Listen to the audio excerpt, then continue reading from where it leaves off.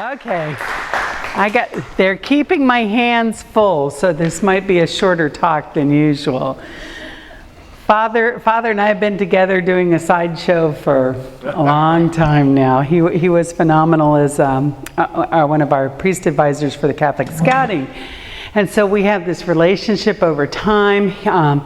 He helped bring my now daughter-in-law into the church, and she has 2 beautiful children, and they've got a great family. So he's been part of our family life, if you will, although he did have to compete at the dinner table just like everybody else when it was dinner time. So we do have 6 sons, and in 1996, under a picnic table in a rainstorm in Michigan, on the banks of Lake Michigan, I met this wonderful Jesuit priest named Father Perret, John Perret, and I was preparing for my first Catholic camporee that I was putting together, and it was on Blessed Cateri Tekakwitha, who is now Saint Cateri Tekakwitha. And Father Perret, we were talking, and there's a rainstorm all around us, but we didn't care.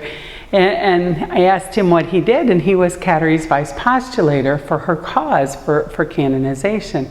And I said, "Oh, that's so neat, because that's why I'm here, is to study Blessed Cateri." I said, "How's the cause going?" He said, "Well, not so good. We can't afford a doctor to investigate all the medical healings." And I said, "Oh, I'm a doctor. I'll do it for free." And in good Catholic fashion, he said, "You got the job." So I kind of started. It was beautiful to be able to use my medical degree to help someone become recognized by the Universal Church as a saint. And in 2012, we had the canonization of Cateri Tekakwitha in Rome, and it was phenomenal. The little boy, Jacob Finkbonner, who received the intercessory miracle, was also there for the canonization, and that was beautiful. But I just kept getting pulled into this story of Native American Catholicism and the new evangelization.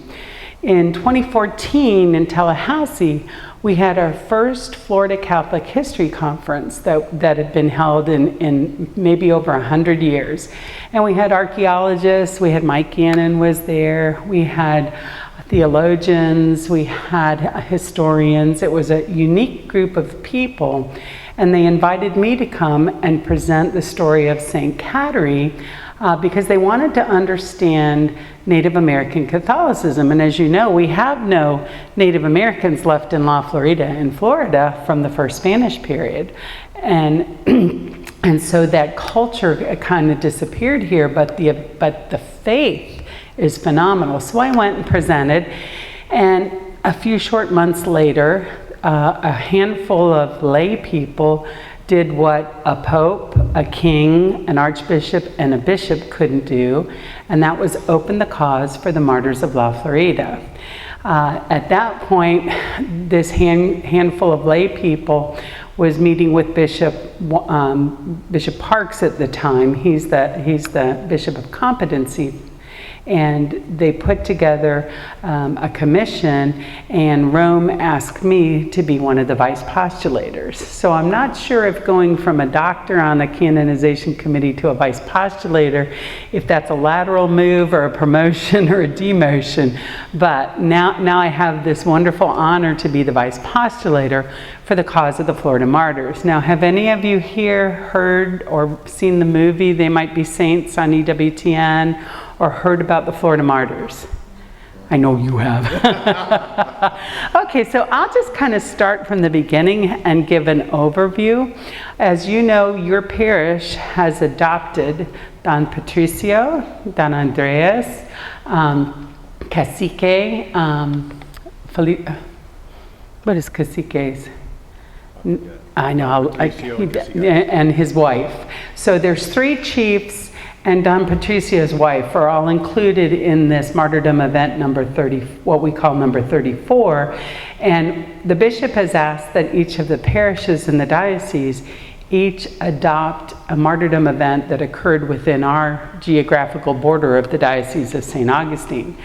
This has kind of been a little hard for me because when I was a kid, the Diocese of St. Augustine was the entire state of Florida. So I'm kind of like, oh, can find a little bit now. And when I talk about La Florida, I'm going to use the word La Florida today because La Florida for Spain was everything from Miami all the way up to the Chesapeake Bay and all the way west. That was what Spain considered La Florida. So the martyrdom events that we have, there's over 57. In 2015, on October 12th in Tallahassee in an open field, the representatives from Rome came and we had an open air mass and the cause was officially opened.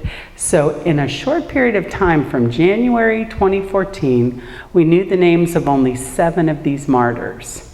Then on October 12, 2015, we had done some research and we found the names of 86 men, women, children, priests, and Spanish soldiers who died defending the faith in La Florida. From 2015 to the current date, we are still in the diocesan phase, which means we haven't closed our investigations, but we're now over 400 people who died defending the faith in Florida. So it's an amazing journey and story, and it's part of that history we've never really learned Florida history when we study American history. And even our 4th grade curriculum here in La Florida doesn't really touch on the accurate Catholic history that's here in Florida. So just kind of an overview. The time period we're talking about is 1549 to 1763, so it's a big chunk of time. The evangelization that happened in Florida was completely different than anywhere in Central and South America, and it was based on the new evangelization that was put together by Bishop Las Casas and Father Luis de Cancer. Father Luis de Cancer was a Dominican, as was Bishop Las Casas, and they had recognized all the atrocities of what was happening in Central and South America to the Indian population. And so they got together and they put together a way of evangelizing that they felt would protect the integrity and the value of the Indian people. And they said, they put a program together and said there are 3 things have to happen before a priest can go out and catechize. He has to learn the language, the culture, and the currency or the value system of the people he's about to evangelize to. And the 4th vow, which cleared out a lot of the parochial priests, sorry Father, was that they had to go 1 or 2 at a time without military presence, without military protection into the bush. So that set the stage for the evangelization here in Florida. When Spain looked at La Florida, they were interested in only 2 things. One, to establish a presidio along the east coast, north of the Gulf Stream, so that they could have warships, man-of-war ships here to protect the shipping lanes from Central and South America over to Spain. And the second thing, which was more important, was the catechesis of the native people. So that was very near and dear to the King and Queen's heart. So when they assigned Pedro Menendez to lead this expedition to find a presidio and to settle St. Augustine, he was equally as committed, if not more so, to the conversion of the native people than even the King and Queen of Spain. King and Queen of Spain gave 4.8 million coins to help just for the evangelization, to pay the priests, to buy supplies, to build shrines and missions and altars. Pedro Menendez gave 6.3 million coin and pledged all the profits from all of his land holdings that he had acquired. So he was very dedicated to this concept of catechesis. So commercial time, where does the word Indian come from? Right? That's what all of us are taught. That's a very British perspective. And the British were doing that to try to prove that Christopher Columbus was really dumb and was blown far off course and had no idea where he was. But remember, Christopher Columbus is the one who said the earth is round. And he was a good mathematician. He knew that the circumference of a circle was pi r squared. He knew the circumference of the earth was based on arcs, and he knew he'd been to India. He'd been to India twice. He knew what people from India looked like. When he arrived here in the New World, the word that he gave the native people was the Spanish word indígena, or indigenous ones. And so it's kind of interesting how already early on you can see how British history has kind of propagandized our Catholic history here in Florida. The British don't come into the scene for a little while, so we'll get to them in a minute. I just want to focus on the catechesis of the native people here in Florida. So when Menendez set up, when he claimed the land in the name of God, and the first thing he did was kiss the cross and kiss the vestments of Father Lopez, the native people recognized that this was a highly sacred and very special holy event. And so they followed suit. Now, the interesting thing about the Timucua people here in St. Augustine, and especially a little north of here in the city of Saloy, where the Fountain of Youth is, these people had a written language. They were phenomenal linguists because Saloy was a trade center. In St. Augustine, we have the right mix of oyster shells and limestone, and if you mix them together and you set them on fire, you get a very high dry heat that allows you to smoke and preserve meat and fish and fowl. So we had trade trails that went east to west. Right now we're as far west as Mobile, Alabama, and went north and south, and right now we've traced them as far north as Richmond, Virginia. So there were these extensive trails. University of Florida now has 2,000 documents of Timucua writing that were written before the first Europeans came. So, you know, where the British described the Indians to the people of Britain as being savage and illiterate and subhuman, the people who the Spanish found when they arrived are described as people of noble stature with a very refined level of civilization and a very deep spirituality. So you can already see, you know, if you study history, how the British were setting these people up to be subhuman, but how Catholic Spain was coming in to recognize them as being the legitimate occupants of the land. The one thing that the native people were very good about teaching the Spaniards is that there was no ownership of the land. For example, the property that the Castillo de San Marco now sits on. Well, 3 years ago, Father Rodriguez, who's our Dominican historian on the cause, was in Spain, and he found a whole box of old papers from the first Spanish period where the King and Queen of Spain had paid rent for the property that the fort sits on and had paid it to the native people here in St. Augustine. And we'll get into some other things that Spain did that was just unbelievable in that time period. So basically, when the Jesuits came, the Jesuits met with two martyrdom events. The first Jesuit martyr in North America was Father Pedro Martinez, and he was martyred north of Mayport when he landed. And there's a beautiful plaque in Father's old church, the Basilica, that was erected in the 1940s before any of this cause ever was open. And it's erected to Father Pedro Martinez for his very short work among the Native Americans before he was martyred, but still it's in recognition of the Jesuits being here in La Florida before they were anywhere else in the northern hemisphere, North America. And then the second one was Ajucan, which is outside of Richmond, Virginia. And they lost 7 Jesuits in that particular martyrdom. So the Jesuits pulled out of Florida. They were losing too many people.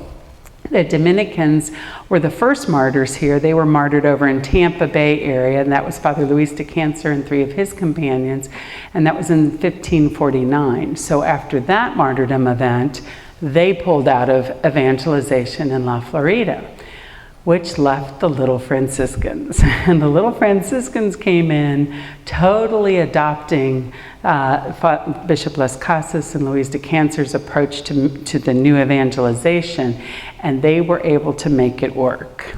Their evangelization here took hold very quickly. For the native people, Well, I'm going to assume all of you were born Christian, correct? So you guys have grown up all your life knowing how to pray to your Creator, to your God, as a human, because you know Jesus Christ, right? But can you imagine being born into a civilization where in your heart and soul you know that you are made for a loving God, but you don't know how to relate to Him yet? So you have to do the best you can with the environment that you live in. And so for the native people, they had this sense of Wankantanka, the great mystery, God the Creator, was a part of who they were, but they didn't know how to relate to Him like we do by knowing Jesus Christ. And so when the Franciscans came ashore, and many of them learned Timucua very quickly, and even more quickly, the Timucuans learned Spanish. We now have new records that show us that the Timucua Indians, originally we thought it took them 4 months, but now we know it took them only 2 months to master Spanish after the Spaniards landed. And so the Timucua people, right away with this introduction to Jesus Christ, wanted to learn more. So this was a very intuitive group of people here that accepted Christianity. They didn't have to change their culture. They were able to totally enculturate Christianity. They listened to the priests. If there were things about their culture that went against Catholicism, they changed them, including some of the raucous games of the Appalachee that sometimes led to death of the players. And so the priests were very good about not colonizing. So the first Spanish period, we try not to use the word colonial Florida because Spain didn't come here to colonize. They didn't come here to take over the government. They came here to evangelize, to save souls for Christ. That was their goal. They had enough things going on in the rest of the world. They didn't need to have ownership of one more thing. So the Franciscans, what would happen is they would go out along the trails and they would wait to be invited into a village. It's very interesting because in some of our documents it shows that some of the Appalachee tribes, when they heard that the priests were coming through the woods to teach about the one true God, they would actually go outside their villages and erect huge crosses to try to attract the priests to come to their village and teach them. And we're not taught this, but if you're Catholic and you know how we believe, I'm sorry, I keep hitting that, and you know how we believe, then it just doesn't make sense that we would be standoffish or arrogant or say, oh, you're a subhuman population. We'd want to open up very loving Christian arms, and that's exactly what we're finding in the history of this evangelization. So the chief would invite the priests in, and at that point the village would become known as a doctrina, a place of learning. Depending on how long it took the people to learn the dogma and the catechism of the Catholic Church, at the point that they had reached being ready to be baptized in the faith, then the entire village together would vote to be baptized. At that point, the goal of the village, which was now a doctrina, was to become a mission. If you were a mission, it didn't mean you could have a priest, because there weren't enough priests to go around, but what it meant was that Jesus could live with you 24/7. You could now have a tabernacle in your village, and Jesus, in the presence of the Eucharist, would be living with you 24/7. And this was such an accepted, understood concept by the conversos, the converted native people, that in all the documents we see, priests were just amazed by the totality of the life that these newly converted native people lived in their faith. And, you know, as hard as we try, we still don't pray 24/7 like God calls us to pray. But these people came so close to that because that was their lifestyle to begin with. If any of you have been to Tallahassee, to Mission San Luis, out there. It's kind of a microcosm of most of the missions. And we think of village, we think of something very small, maybe 50, 75 people. But in Mission San Luis, who was the mission of our prototype martyr, Antonio Quipa, and we'll go into him a little bit, his hut, which would be moved, the chief's hut would be moved from the center of the village to the side, so that the tabernacle, Jesus, was now the center of their life in the village. His hut was big enough to sleep 300 warriors and to host 1,200 people for dinner. That's huge. It's probably a little bit bigger than this room right here. So this was a huge commitment that the chiefs made too. So it's quite unlike the California mission chain that happened 150 years later, where the priests would build the missions and then try to attract the Christian Indians away from their village to form a new village. So you can already start to see, wow, there was such an enculturation here. Father Parga, who was a gifted linguist, he came to St. Augustine. He learned the Timucuan language, and he actually started to transcribe the Catechism of the Catholic Church from Spanish to Timucuan. And we have this original document, and it's so fascinating because halfway through the Catechism, the handwriting changes and the language changes a little bit, and you don't see any reference to mountains or things like that because the Timucuan had never seen a mountain. There's no mountains in Florida. But what happened was the Timucuans got so tired of waiting for Father Parga's slow translation that they took it from him and they finished the translation from Spanish to Timucua. Last year, Dr. Timothy Johnson, who's at Flagler College, he's one of the historians on our canonization committee. He was in Oxford doing a sabbatical, and while he was in the library there, he found the first book written by Father Parga published specifically for the Timucuans, and the name of the book is called The Mass Explained in Timucua. And so probably on one of the British raids, one of the things they did was take all the books. And that book ended up finding its way into the Oxford Library. But what a gift. I mean, here we are in our lifetime, all this information that hasn't been known, hasn't been taught, has been covered over since the 1700s. And now all of a sudden, all this information it's like a big jigsaw puzzle or something, put it all together. So in the 1600s, you find this kind of beautiful evangelization going on.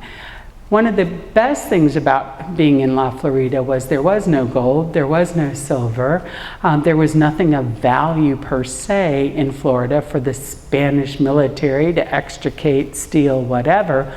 And so most of the Spanish military that was here were a very high character, very high religious character. And I think that contributed so much as well to the success of the missions here. Can anybody tell me or take a guess when the first ordination class from the seminary here in St. Augustine, what year that would have been in? Because this blows me away. Nobody's willing to take a guess, huh? The first ordination class here in St. Augustine was of 10 men, and it was in 1606. We had a seminary. The St. Francis Barracks downtown is built over the site of the first Franciscan seminary. In 1606, Bishop Altamirano, a Dominican priest, came up with Father Vincent Ferrer de Andrade, both Dominicans. They came up to St. Augustine. He brought 10 seminarians with him, and so he ordained 20 seminarians when he landed at the Mission Nombre de Dios, and he made a 4-month tour of all of I think there were about 27 missions on that particular tour back in 1606. Jamestown's not even founded yet. This is it. We had a university, we had a seminary with a library, with beautiful books, with everything. During that tour, the bishop confirmed over 3,500 people and baptized over 17,000 Native Americans. He was tired at the end of that trip. But his secretary, Father Vincent, who accompanied him after 4 months in the mission fields in La Florida, fell so in love with the native people that he asked to be dispensed of his Dominican vows, and he entered the Franciscan seminary here in St. Augustine, ended up becoming a Franciscan, and worked in the Florida mission chain here. He did eventually, about 4 years after his ordination, become one of our Martyrs of La Florida. He's an interesting story because the first time I read him, I couldn't understand. I said, here's this Franciscan, an OFM, but his name is Vincent Ferrer de Andrade, which is a Dominican saint. That's a Dominican name. So what, it's kind of like years from now when people look at Pope Francis and find out he was a Jesuit and go, how'd that happen? So I was trying to figure it out, and I was up at the church in New York City, the St. Vincent Ferrer church up there, and right the day after or 2 days after I was at Mass up there, the documents were unearthed from Spain that told us that Father Vincent Ferrer de Andrade, our little martyr, had been a Dominican but had changed over to the Franciscans. So it's just been a kind of nice wild ride to partner with these people who we hope one day will be saints for the Universal Church. So the mission chain continued to grow. In the 1600s, there were very few uprisings. As a physician, one of the things I was interested in working with the archaeologists was, were there any mass evidences of many people dying at one time? Like you read in so many of the European books about how, European diseases, they brought it in and wiped out the Indian population. The interesting thing is, in the first Spanish period here in Florida, you don't see any of that. There's no mass graves. There's no evidence that any villages, any places of human population were wiped out by European diseases. We know that in the mid-1670s that there was a flu epidemic, but just as many Spaniards died as Native Americans. And if you read the British war journals from their incursion into North America, you will read that they intentionally impregnated blankets and clothing with smallpox, measles, mumps, rubella, because they realized that they could wipe out an entire village with these diseases and save their bullets for when they had to defend themselves or go hunting. And so that was one of my questions. And again, that little bit of information helps us understand how very Catholic Spain was at this time in history, and how perfect as you can get, their respect of the native people was at that time. So the mission chain continues to grow. It's beginning to flourish, but now about this time, Britain is landing up in Jamestown, Yorktown.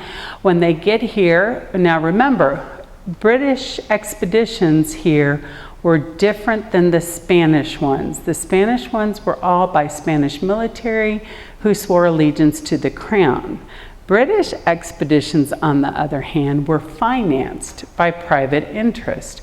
So when the British boats landed on the coast, there was no gold, there was no silver. So they had to figure out a way, how are we going to make this trip economical, profitable?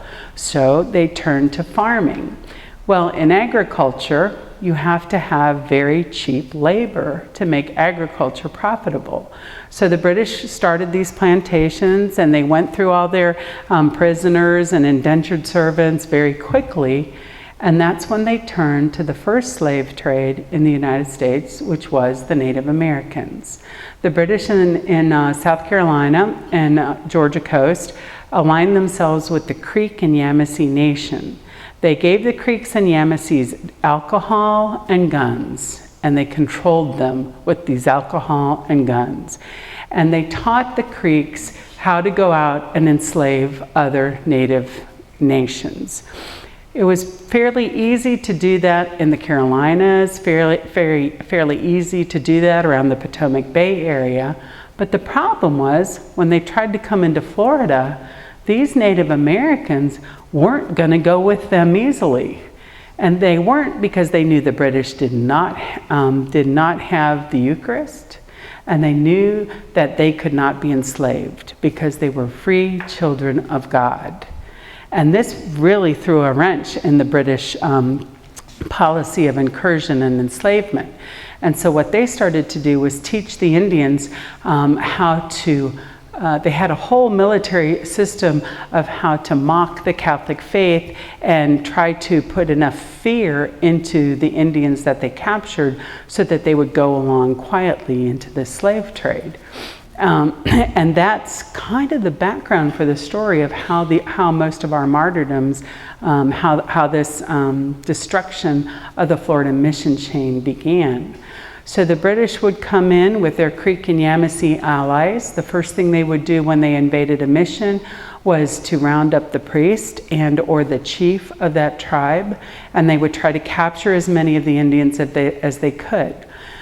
Then they would force the Indians they captured to watch as they tried to strike enough fear and enough pain into the priests and the chiefs so that they would renounce their Catholic faith and would go along as slaves for the slave trade. So that's kind of the premise for the 57 events that we have of the Florida Martyrs. And then it kind of breaks down into by event. The British were masters at this. And why we know so much about this and why the cause was opened so quickly after our first presentation in 2014 is because Queen Isabella was brilliant. And she said that anything that happens in the New World that's of religious or political significance had to be written 3 times and notarized. All 3 had to be notarized. And if it was an event of religious significance, it had to be notarized in both an ecclesiastical court and a secular court.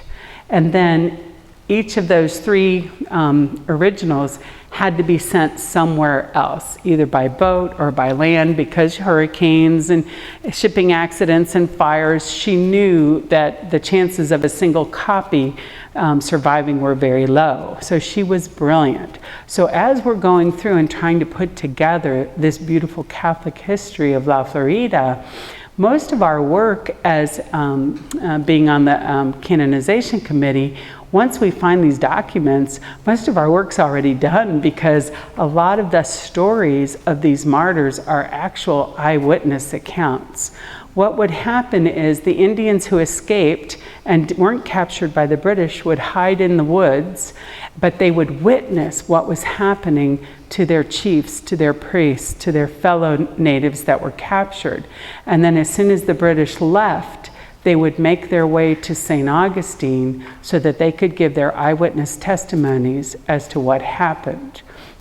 One martyrdom I want to share with you that happened just a little bit west of Jacksonville is kind of unique because we have eyewitness accounts from 2 of the natives of his tribe that witnessed his martyrdom, but we also have a British account by a British soldier who was injured and left for dead, who was the soldier that was responsible for his martyrdom. And the Spanish military, when they came through to try to rescue anyone or salvage what they could after the British attack, found this British soldier laying face down, brought him back to the fort, nursed him back to health, and after 4 months, they asked him to tell them what had happened, and he gave the exact same eyewitness story that the 2 native people who came right after the event had given. So that's kind of a God thing, I think. This gentleman's name was Manuel. Manuel was a 15-year-old Appalachian Indian. He was at a doctrina. His village had not been, well, no. He was at a mission because he had the Eucharist. So his particular mission, he was the sacristan. He was the son of the chief. He'd grown up as an altar boy. He was the sacristan. He had just applied for admission to the seminary here in St. Augustine. He would have been one of our first Native American priests. He was a brilliant young man, and when the Creeks and the British invaded his village, the first thing they did was set the chapel on fire. Well, Manuel, being the sacristan, ran to the chapel, and he's inside the chapel, and he's pulling the tapestries down, and he's yelling, "Please, someone bring water. They're burning Jesus. We have to bring water." And he didn't realize that how much of an attack this was. Both of his parents had been killed. Most of the village had been rounded up.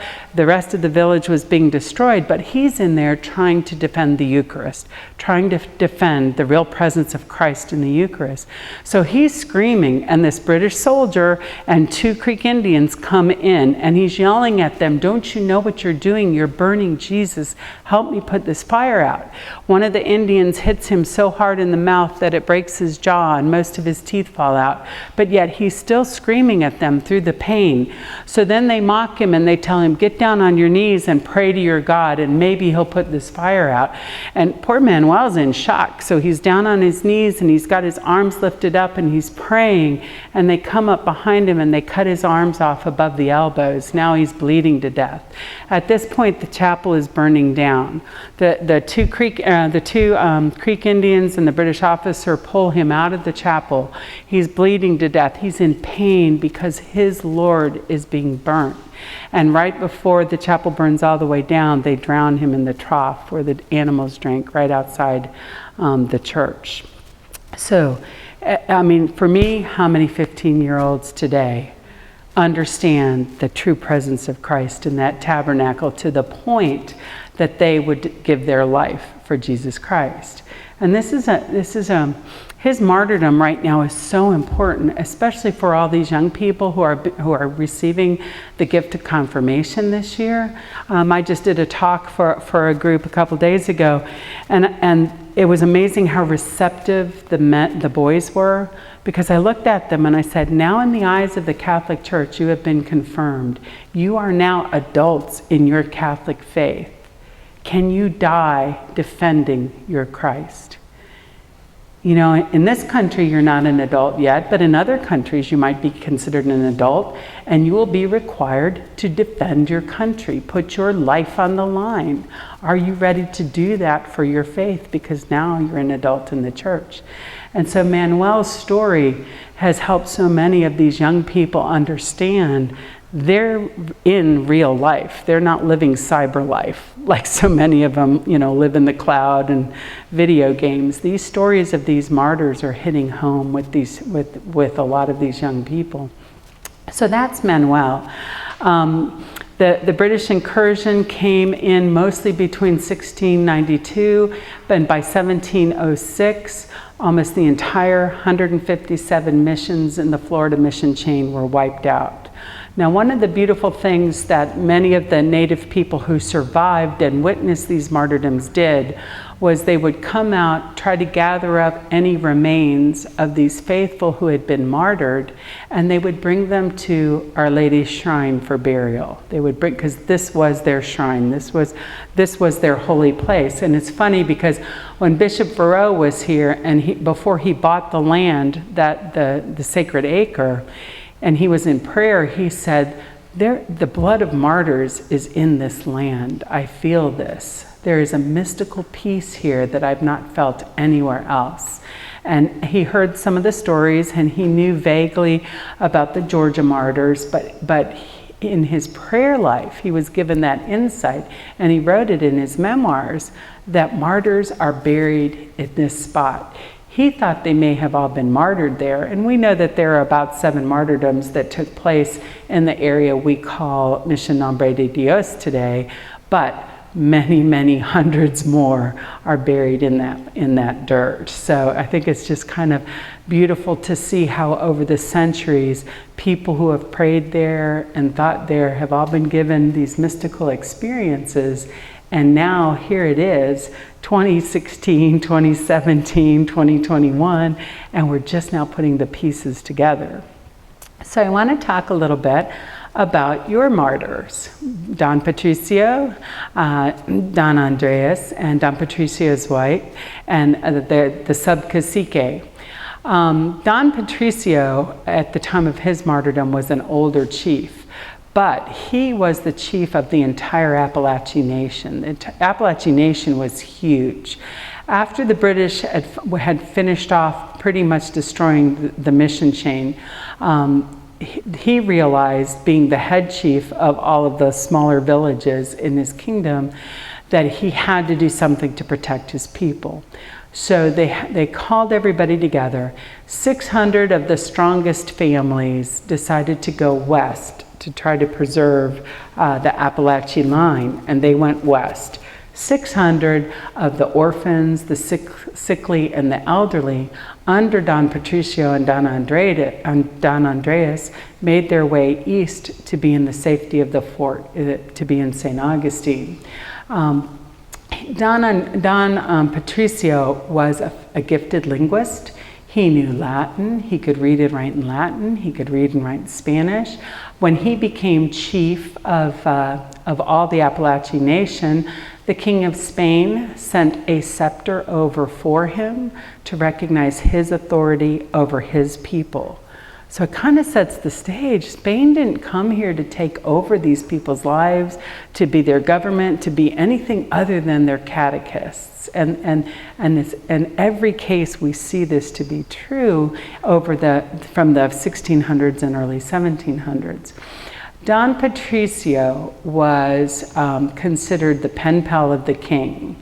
He wouldn't go through the Spanish magistrate or the military in St. Augustine if he had problems.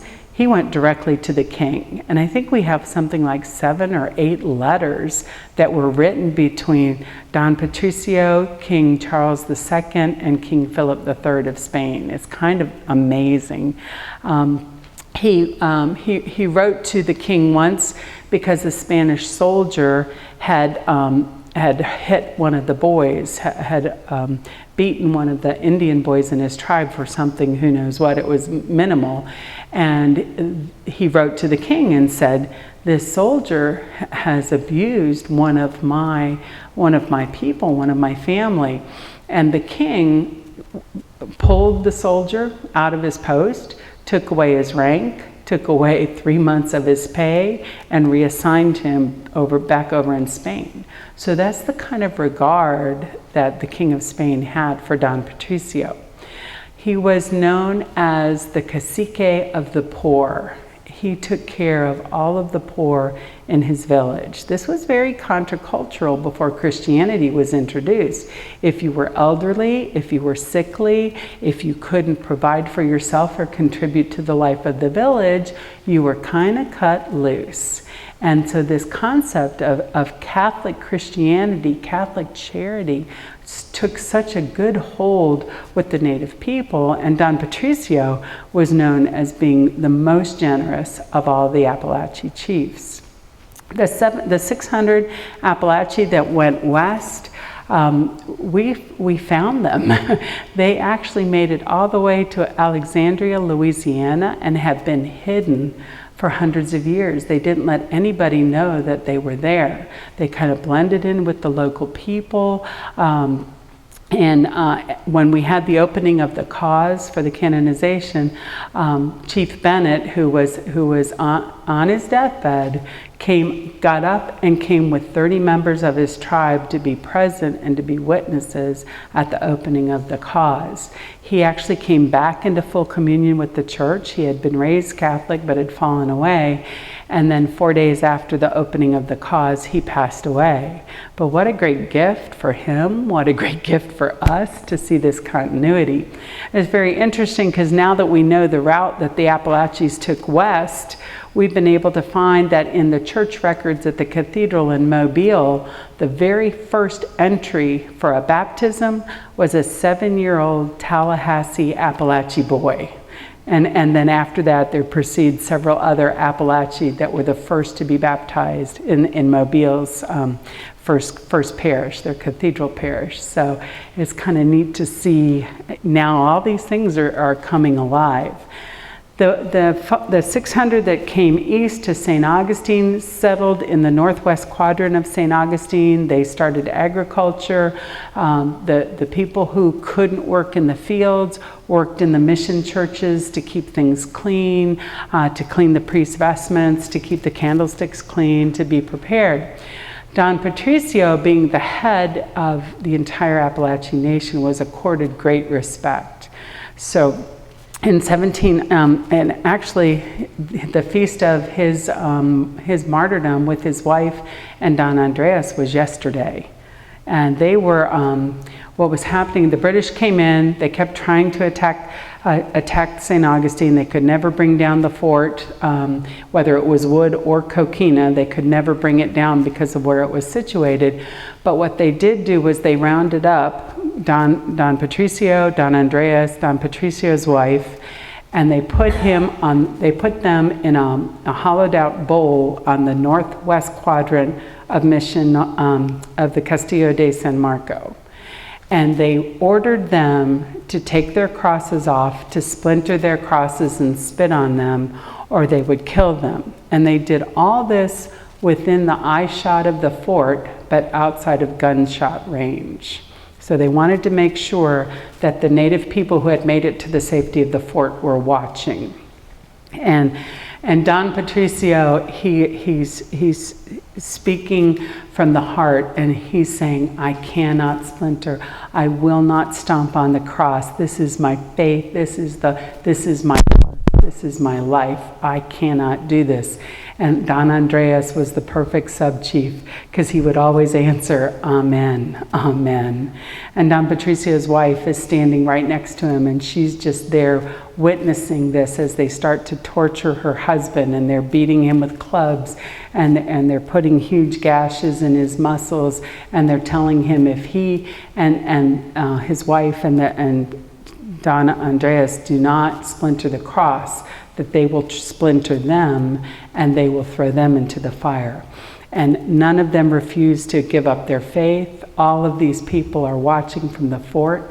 And so the Creek Indians start to hit them so hard that not one bone is left unbroken. They can no longer stand. And then they club them.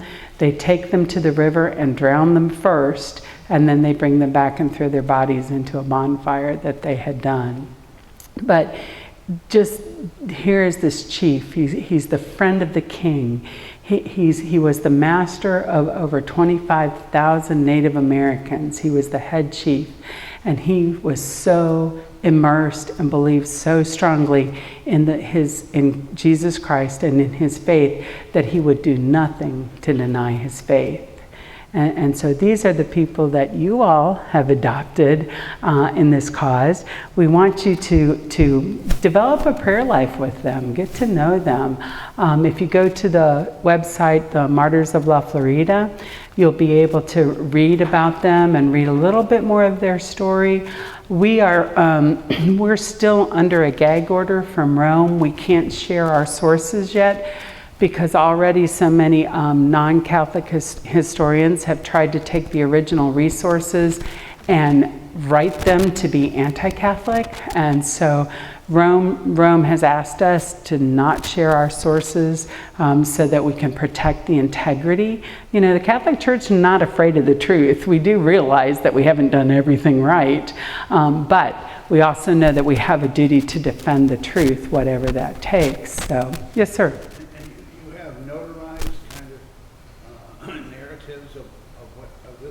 Correct. We have them. We have copies of them right now. The one thing we have to do, Rome has asked us to get digital copies of the originals for them to include in the diocesan phase. And this is where the devil comes in, because where we thought these or sources were deposited in Cuba, turns out that they're not in Cuba, they're actually in Spain. And Spain is totally closed down now because of COVID. And we're having a hard time getting into the library system, the AIG over there, to pull these documents. But we've just been on a 5-year run where one of our historians who's no longer with us pulled the wool over everybody's eyes and kept saying it's in Cuba and he needs money to go down there and to do this and to do that, and we find out that's not so. So it's okay. Madrid and Seville, the main libraries in Madrid and Seville.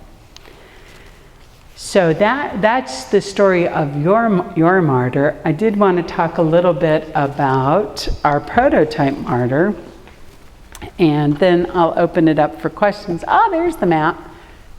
All right, let's see. There are two things, Dr. Mary. Here also the Camino Real. That's the Camino Real. And the Georgia missions, right? That's so you can see all those dots? Those are all churches. Those are all parishes.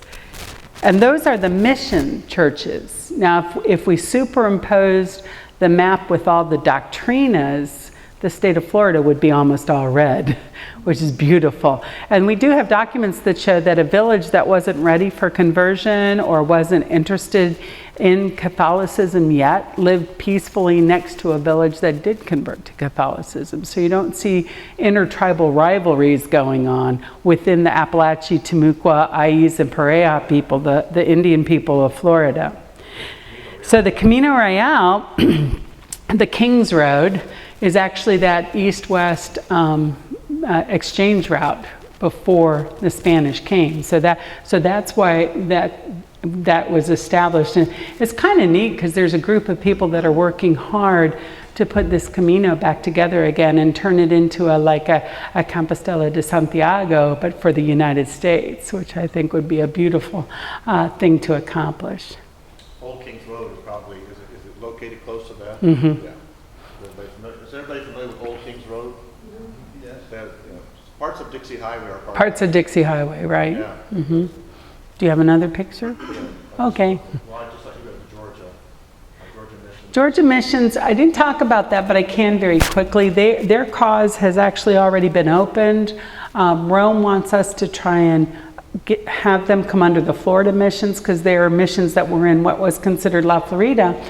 But this is a single point in time. It's an uprising of the Guali Indians in 1597. And just to put it in perspective, in 1596 we had several Franciscans that came over from Spain.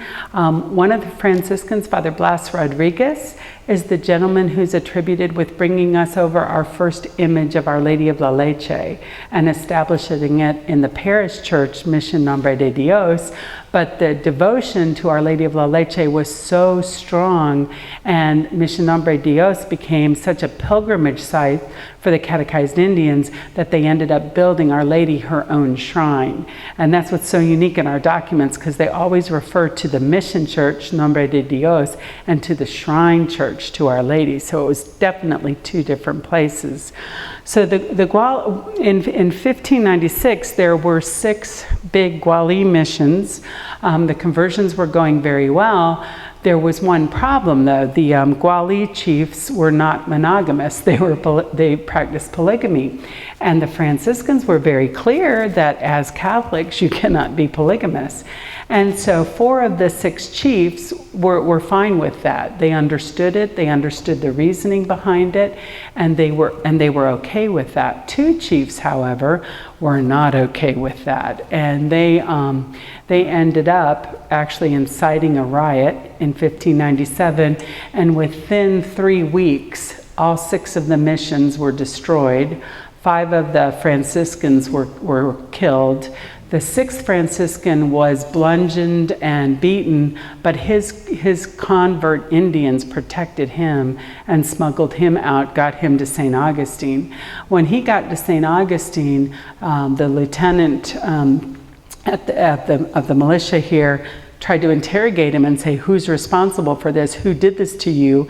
And he invoked the right of clerical privacy, because he didn't want to give their names. He didn't want the Spanish military to go and kill innocent people.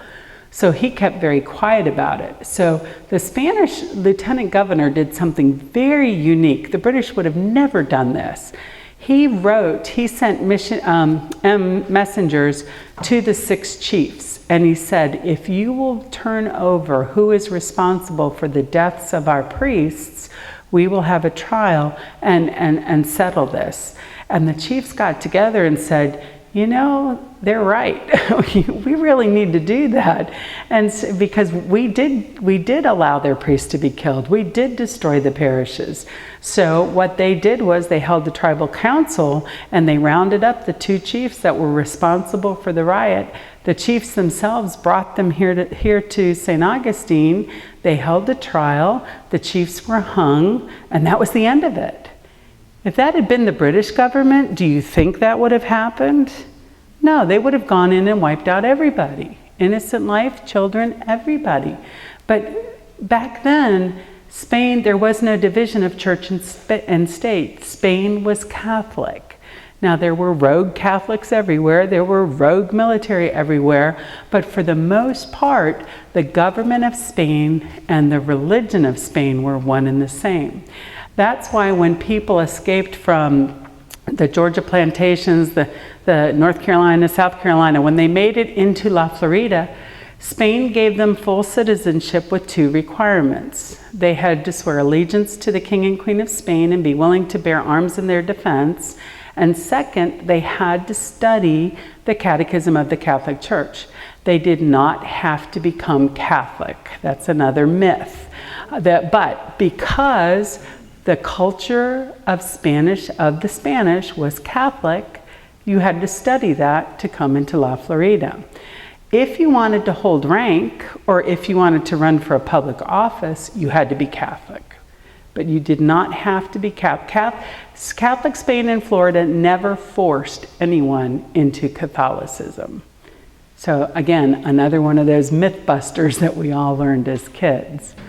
Our prototype martyr, in the 1980s, early 1980s, John Paul II changed the rubrics, the protocol for canonization, especially for groups of people. Prior to that, if you had a group of people, you could have 3 or 4 representatives for that group of people, but that changed to go to only 1.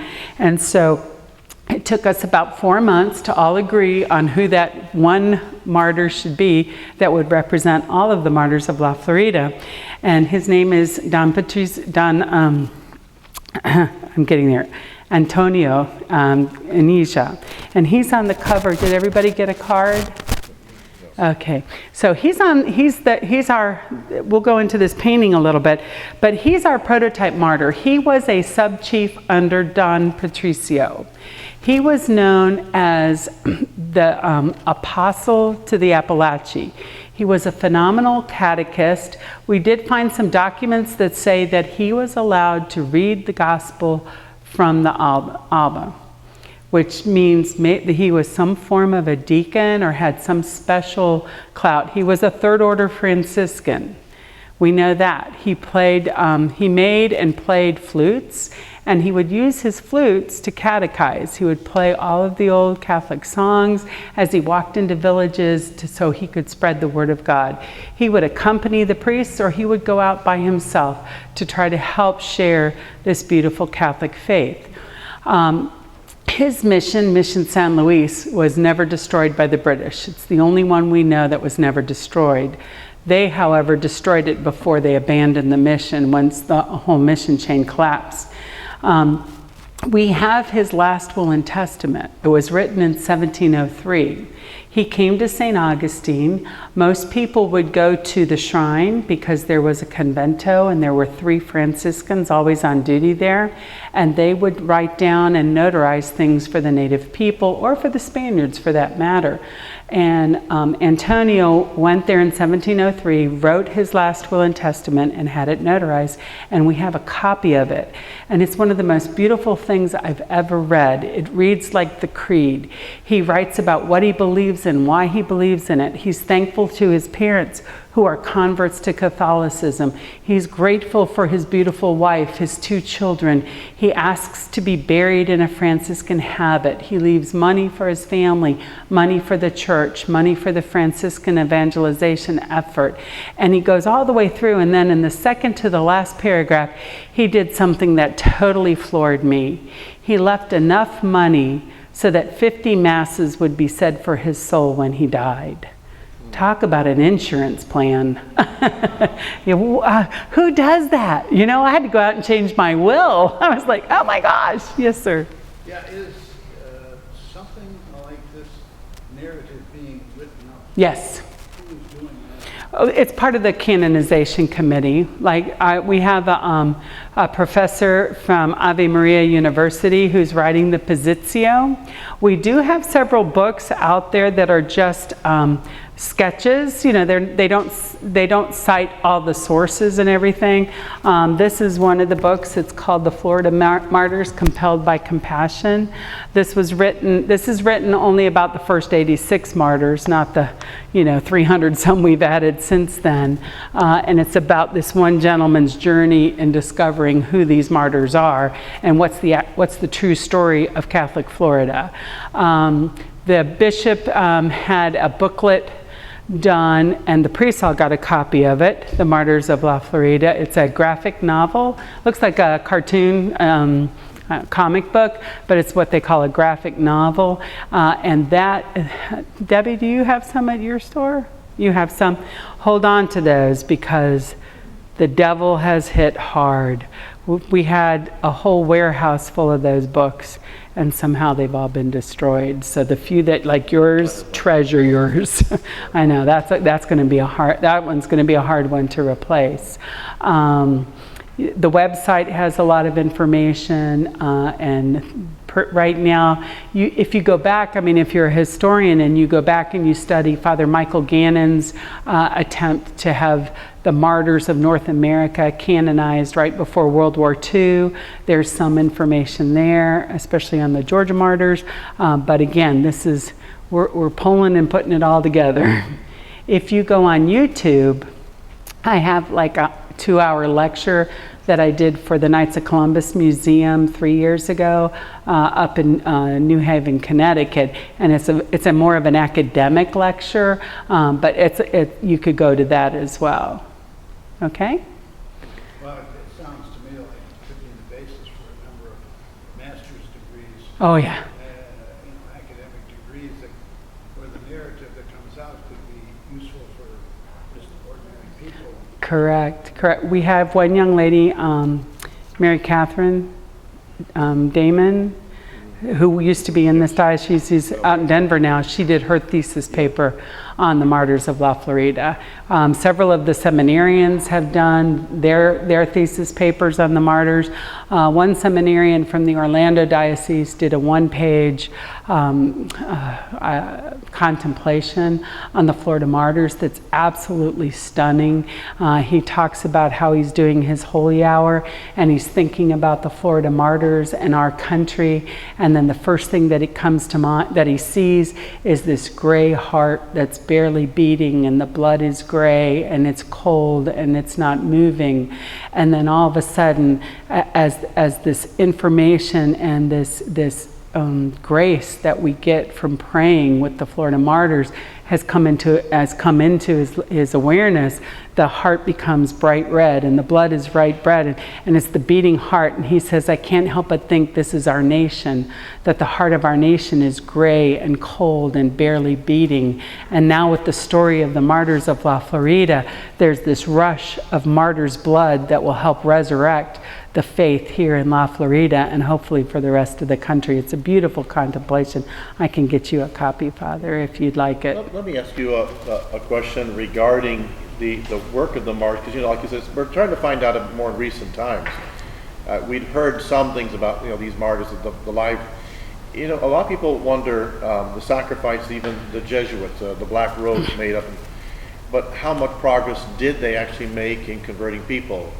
They brought like the Algonquin Indians and a bunch of the Iroquois, but so much was caught up in the politics of the day between nations. I mean, they were victims of the hate between French and English and like that. So there was a number of many Christian, but I mean, this is a more broader topic, is that do we have an idea how many Tamaulipan Indians were converted? Oh, an idea? Well, over that time period? That period. Yeah, it's over 25,000. 25,000. But the nation itself, the Tamaulipan nation, kind of disappeared. Well, what happened when Britain took over Florida? Yeah. Spain gave safe passage to every Catholic in Florida, La Florida, back to Cuba, to Santo Domingo, and to Mexico. And the Timucuan people, knowing that the British were coming, and the Appalachian, and the Ayes, any of the converted people, Spain basically emptied Florida of everything and everybody before Britain came on board. So we know that several hundred people were in Cuba. We know that another couple hundred were in Santo Domingo. So we know that all of the Catholic Native Americans, knowing that if they stayed, they didn't have this concept of ownership of the land like we do. They had ownership of being members of the kingdom of God. So they were not going to stay here without the sacraments. They were going to follow their fathers. So they emptied out. And I think the beauty is, look at Cateri Tekakwitha. I mean, here's an Indian girl that was born in 1656, died in 1680, and so much was written about her by the Jesuits of the time. And at her death, she died at 24 years of age. At her death, there were over 400 people in attendance praying for her because her holiness had spread so far and so wide. And the trappers in North America, the story of Catholicism and the story of her faith spread all the way over to Montana, Washington State, and Oregon, into the Nez Perce and some of the other Inuit tribes. And they were already practicing a rudimentary form of Catholicism that was brought by the fur trapping Indians from the east to the west coast based on Cateri's life. So when the first Benedictines arrived there, one of the first things they write about is how did these Indians know how to say the Hail Mary and the Our Father? And they found out that it was because of the life of this Mohawk girl, Cateri Tekakwitha. So one little Indian girl and how she lived her faith helped people all the way across the whole northern border. Why don't you explain a little bit about the house that you live in? The house that I live in, the property that I live in. That's fascinating. When my husband, it was so cute. I was praying so hard that he would want to retire in St. Augustine, because I grew up riding my bike from Jacksonville down to St. Augustine almost every weekend. It was when the old St. Joe's Academy was still standing, and the first 2 floors were St. Joe's Academy, and the second 2 floors were the Cuban girls' boarding school, but that got shut down after the Cuban Missile Crisis. I know I'm dating myself, but after the Cuban Missile Crisis, and so and the Sisters of St. Joseph, of course, were teaching in most of the parochial schools back then.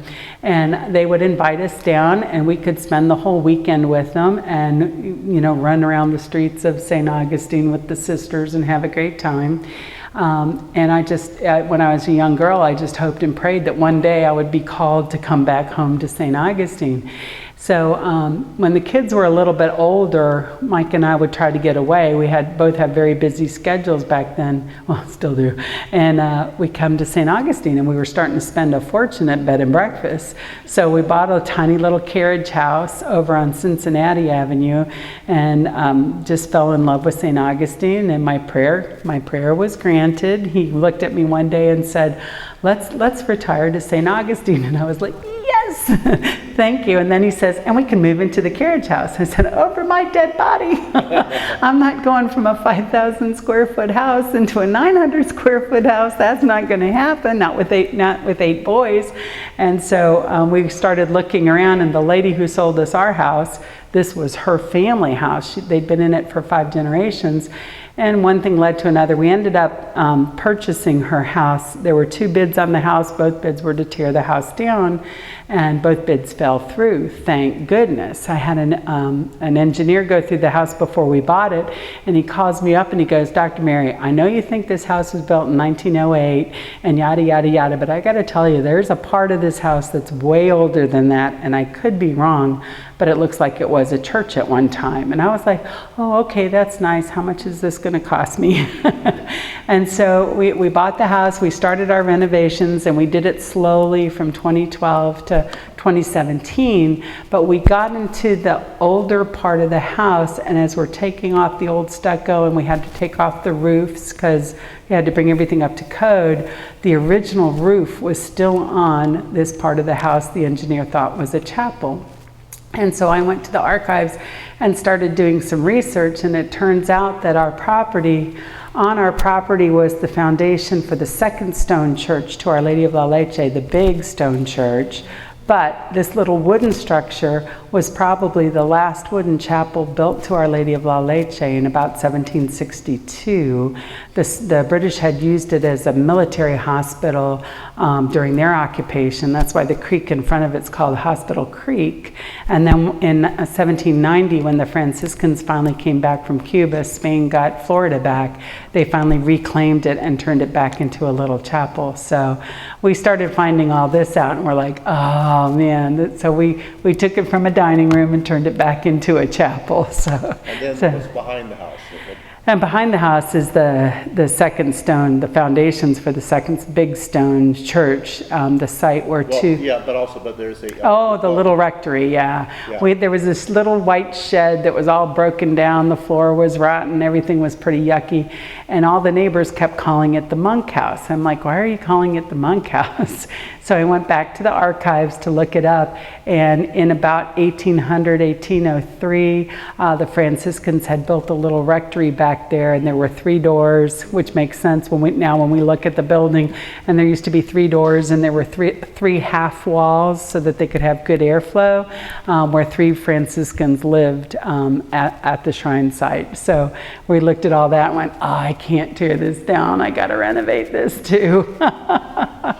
So it's a wild little place. We live at the foot of the cross, which is absolutely amazing. And Mike and I, we're Our Lady's guest. We're the guardians, the hosts. We don't own the property, she does. We're just the guardians, and she makes very good use of the property. We have a Franciscan sister there now who's doing her silent retreat. We've had bishops and archbishops and priests and just lay people come who just want to be close to Our Lady and have a quiet place where they can be right next door to her. So it's been a real grace for my family, and I think it's just part of this whole journey that we're on. All right, Father. How about, I didn't quite finish Antonio. I don't know what time it is, 7:15. So Antonio, with 2 other sub-chiefs, was made objects of, they wanted to instill fear in the 54 other braves that the British had captured in this particular raid on a mission called Ayubale. Antonio was put on a crucifix. Now, this painting was done before we had the actual eyewitness account of his martyrdom. He really was martyred on a cross, so his hands would be out, not up over his head, like in this holy card. Antonio was tortured for over 8 hours on the cross, trying to strike fear into the other 54 warriors that were watching this. He continued to preach from the cross. He forgave his captors. He said, do they not know what they were doing? They were endangering their immortal souls. They needed to stop this right away. They put a fire under his feet, and they would take their knives and they would put huge gashes in the belly of his muscles, and then they would put the hot coals in to cauterize it off right away so that this would be a very slow and painful torture. He's hanging on the cross. He's preaching to his fellow native Catholics to be strong. This is but a brief moment in time, and then they will be with God forever in paradise. He said, my body will fall to the earth, but my soul is going to God. As he's hanging on the cross, and he's been up there for about 7.5 hours, he starts to get very fatigued, very tired. He can barely talk. And then out of nowhere, he gets this huge surge of energy, and he pulls himself up on the cross, and he's yelling at everyone, "Be strong, my brothers, be strong. Our Lady is here with me. I am looking into her eyes, and in her eyes I am gaining the strength and courage that I need to endure this martyrdom. She is here, and she will take all of us to heaven." And then he dies. And it's fascinating because it's probably the first Marian apparition in the United States.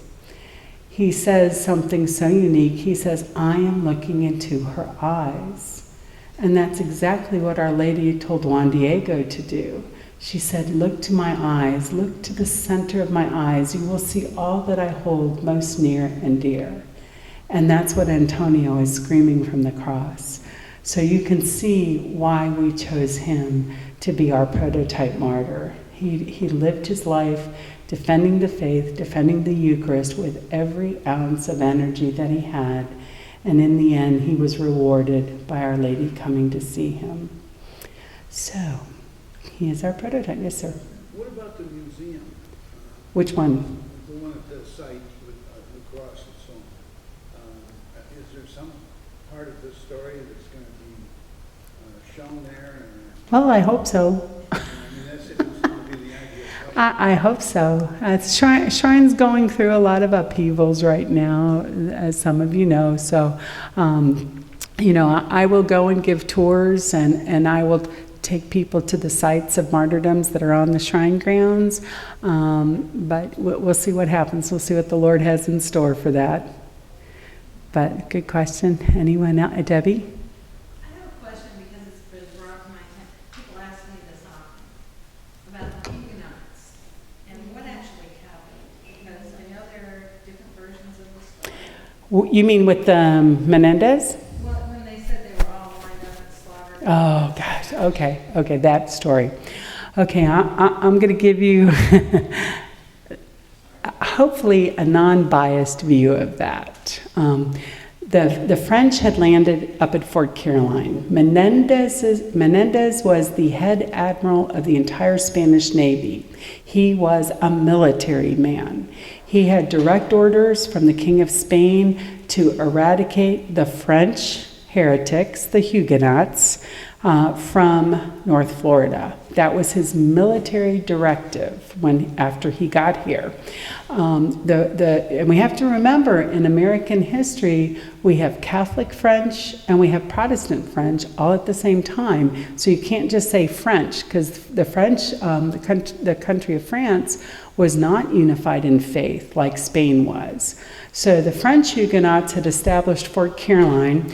Jean-Pierre Ribault, who took a flotilla of ships, was coming south to attack St. Augustine and wipe out. His military orders were to wipe out the entire settlement of Spanish in St. Augustine. Hurricane came up, blew the boat south of St. Augustine. They came ashore at what's now called Matanzas. And Menendez, being a good general, took advantage of the situation, went down with his militia, rounded up as many of the survivors as they could. Now, in my reading of this event, Menendez was faced with a couple of very hard decisions. These were prisoners of war. This was war. This was not peacetime. This was war. These people were coming to totally wipe out the Spaniards, every one of them. Menendez was also faced with a shortage of supplies, food, water, and other needs. And so he conferred with his other officers, and the choices were, if we take them back to the fort and hold them as prisoners, they're going to die of thirst and hunger. We can't let them go. It's against the military dictums of the time. We can't free them. So the only humane option for Menendez at that time was to kill them on the beach. That was his thinking. That was the thinking of the time. We can't judge him, I don't think, by today's standards, because none of us were in his position at that point in time. In some of his memoirs, he truly agonizes over having to do that, but at the same time, he was also watching many of the members of the Spanish community die from thirst and from hunger as well, because the supply ships from Cuba hadn't made it up yet. So I think it was a very hard decision. It was a moral decision that he made.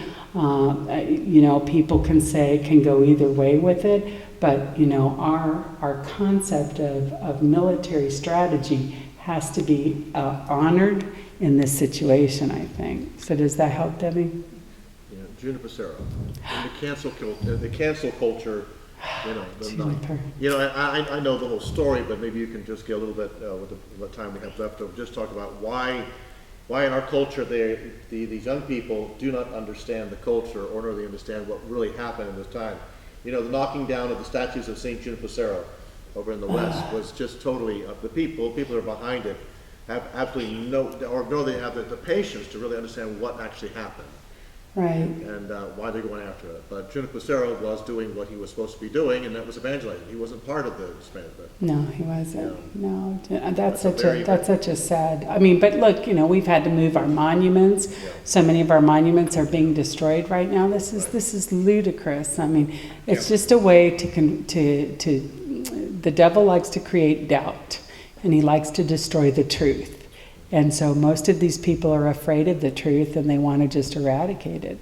It's like one of my favorite Catholic American revolutionary characters is Casimir Pulaski. We have Pulaski Road up in Jacksonville, and we have Fort Pulaski. And I wanted to find out, who is this Pulaski guy? Because that's a Polish name, and we're in the deep South. How did he get here? And it turns out that Casimir Pulaski, his father and brother, and he were all three soldiers in Poland. And when the Prussians invaded, his father and brother were killed. His family had already died. He was a single child left.